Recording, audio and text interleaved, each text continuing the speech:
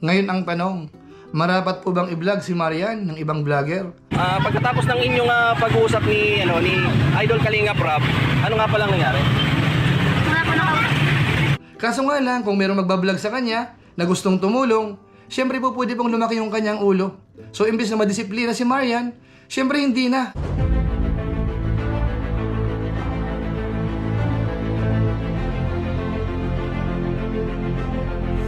Ayun! What's up guys? Muli, welcome to my YouTube channel. Ito po si Kuya Julay, ang inyong katugang, ang inyong kalingap, na muling bumabati sa inyo ng magandang araw, magandang tanghali, magandang gabi, saang panig man po tayo ng mundo naroroon. At sa araw na ito, panibagong vlog po tayo.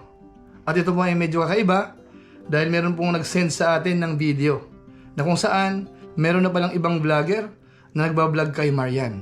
Ngayon ang tanong, marapat po bang i-vlog si Marian ng ibang vlogger habang sila po ay binablog ni Kalingap Rob? Ano kaya ang magiging epekto kay Marian? So pag-uusapan po natin yan maya-maya ng konti. Pero bago po yon, magpapaalala muna si Kuya Julay, baka sakaling meron pa po ditong hindi nakasubscribe sa ating YouTube channel, wag po natin kalimutan, pakisubscribe tapos pakipindot po yung notification bell button para lagi po tayong updated sa aking mga video post. Maraming salamat po sa inyo. Tapos isama po natin sina Kuya Bal Santos Matubang, si Kalingap Rob, si Ate Edna Vlogs at saka po si Japper Sniper. Maraming salamat po sa inyo. Ngayon, tuloy na po tayo. Pag-usapan na po natin yung pinaka-main subject po natin sa pagkakataong ito. At ito po ay patungkol sa isang vlogger na kung saan ay ginawang content si Marian. Pag-usapan po natin yan, kung yan ba ay makakatulong o kaya makakasira sa Team Kalingap. Bagamat syempre, bilang YouTuber, syempre naghahanap din po tayo ng magandang maiko-content na kung saan ay po pwedeng mag-viral po mga katugang mga Kalingap. Kaya kahit pa paano po, ay parang iintindihin din po natin yung kalagayan ng vlogger na ito. Pero sa totoong usapan, medyo parang alanganin po yung kanyang ginawa. Siguro, hindi niya po masyadong naisip kung ano po ang magiging implication ng kanyang ginawa. Dahil siyempre, alam naman po natin na si Marian po ay pinasikat po yan ni Kalingap Rob at saka ng kanyang team. Si Marian po ay nag-viral dahil siya po ay batang-bata pa na nagkaroon na ng anak tapos nakatira po sa ilalim ng tulay. Tapos siyempre may itsura po siya kaya nag-viral po yung patungkol kay Marian. Bagamat siyempre sa ngayon, nagkakaroon po ng problema yung mag-iina, yung kanilang pamilya dahil nga raw po si Marian ay may katigasan ng ulo, ayaw makinig sa magulang at ngayon nga po ay bumalik po uli doon sa ilalim ng tulay. Kahit nandoon po yung pagtulong ni Kalingap Rob, binibigyan po ng ayuda, tapos papagawan po ng bahay at welcome pa rin po si Marian kung sakasakaling magbabago at babalik po doon sa kanyang nanay. So yun po yung pinaka-latest update po patungkol kay Marian. Kaso nga lang po kahapon, meron po tayong mga kaibigan, mga concerned citizen, mga Lingap supporters, nag-send po sa atin ng video. At ito na nga po, nung pinanood natin, si Marian po yung content. Kaya agad-agad, na-forward ko po ito kay Kalingap Rob. At nag-usap kami patungkol po dito, at masasabi natin na medyo alanganin yung ginawa po ng isang vlogger. Kaya sa pagkakataong ito, hahapyawan po natin siya. Hindi naman po natin siya sisiraan. Kaso nga lang, baka sakaling magising siya, baka hindi niya naiisip, yung ginawa niya ay po pwedeng maka-apekto po dito sa pagbablog ni Kalingap Rob at saka dito sa mag-iina. Ngayon para mas maganda, kukuha po tayo ng short clips doon po sa kanyang video dahil nakapublic naman po yan. Ito po yon. Bebe, mag-uwi na kayo kasi baka masagasaan kayo dito sa kalsada, subscribe niyo ako sa channel ko ha, Marian, para makita tayo. Ngayon, ibibigay ko to kay tatay. Nagtinda pala ng kandila si tatay. Tay, para sa inyo. Sige po. Yan, si tatay ni Ate Marian. Nandito, i-welcome natin si Ate Marian. Ate Marian, nagpasok ka ba ga? Nagpasok ka sa school? Pagkatapos ng inyong pag-uusap ni Idol Kalingap Rob, ano nga palang nangyari? So, hindi mo na nakausap si Ate si Kalingap Ayoko naman na mag-bias kay Idol nating Kalingap kasi syempre tumutulong yun sa inyo si Idol, di ba?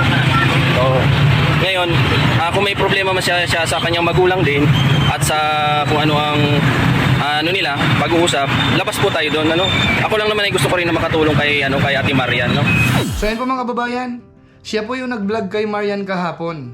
Hindi ko na lang po babanggitin yung kanyang pangalan at saka yung kanyang YouTube channel. Ang sa atin lang po dito ay makapagpaalala para hindi po masyadong lumala yung sitwasyon. Bagamat hindi naman po siya nagbabawalan ni Kalingap Rab na i-vlog po yan. Kaso nga lang siyempre, yung mga ganyan nagbabiral, dapat maingat po tayo. Isipin po natin yung ganito. Halimbawa, sina Tekram, sina Pugong Biyahero, meron silang mga nag-viral na binablog po nila. Tapos bigla-bigla na lang, ibablog natin, ibablog ni Kuya July. Di ba po hindi maganda ang dating? Maliban na lang po, kung talagang pinabayaan na po nung vlogger, yung kanyang pinaka-subject. Tapos sinabi niya, na bahala na kayo, kung sino man mag-vlog sa inyo, walang magiging problema. Pero dito po sa case ni Marian, masasabi natin na hindi pa po tapos yung patungkol po sa problema nila. Ang katunayan yan, hindi pa nga po nauumpisahan yung pabahay.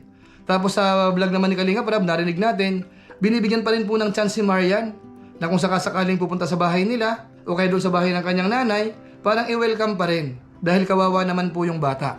Kaya masasabi po natin, hindi pa po tapos yung pagbablog kay Marian ni Kalingap Rab para i-content po ng iba. Tama kayo, tama kayo. Ako na mali. Tapos bukod po dyan, ito po ang po pwedeng mangyari o kaya po pwedeng maging consequence mga katugang mga Kalingap. Dahil si Marian po ay parang rebelde nga po ang dating at alam naman po natin na ayaw konsentihin ni Kalingap Rab at saka nung kanyang nanay. Kaya siyempre ngayong malayo siya, yun yung panahon para mag-isip-isip po sana siya doon sa kanya mga ginawa. Kaso nga lang kung mayroong magbablog sa kanya na gustong tumulong, siyempre po pwede pong lumaki yung kanyang ulo.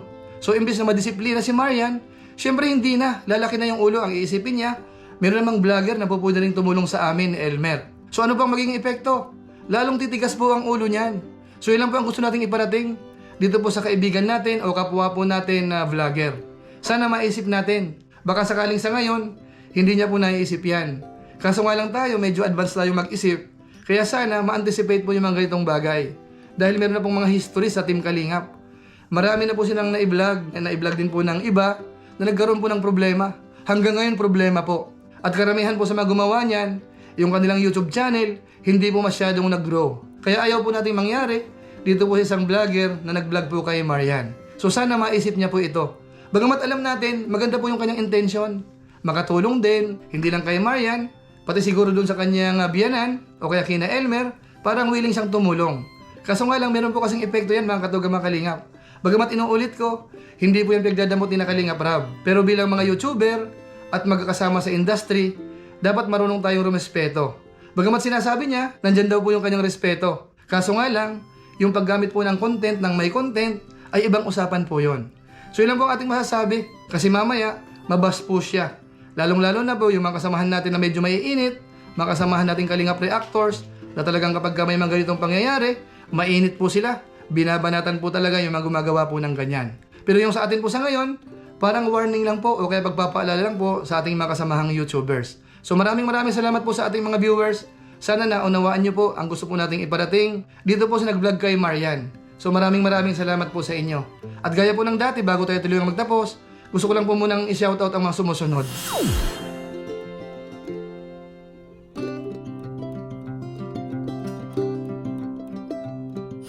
Sila po yung mga nagpakulay nung mga live stream po natin. Maraming salamat po sa inyo. At syempre, shoutout po sa aking mga kasamaan sa Koos, Kalingap, OFW Organic Sponsors, sa inyong patuloy na pagsuporta po sa mga pabahay program ni Kuya Bal Santos Matubang at saka po ni Kalingap Rab. Maraming salamat po sa inyong share para sa buwan po ng February 2023. Maraming salamat po sa inyo. At syempre, doon po sa ating mga followers, yung mga walang sawang nanonood ng ating mga vlog, nanonood ng ating live stream, mga premiere, maraming salamat po sa inyo. Lalong-lalo na po yung mga hindi nag-i-skip ng ads, masipag mag-like, at saka po nag-share ng ating mga videos. Maraming salamat po sa inyo. Muli, ito po si Kuya July ang inyong katugang. Napansamantalang nagpapaalam po muna. Kita-kita na lang tayo sa mga susunod ko pang vlog. Maraming salamat sa inyong walang sawang pagsuporta po sa ating YouTube channel. Pagpalain nawa kayo ng Diyos. Mabuhay tayong lahat. God bless. Bye-bye!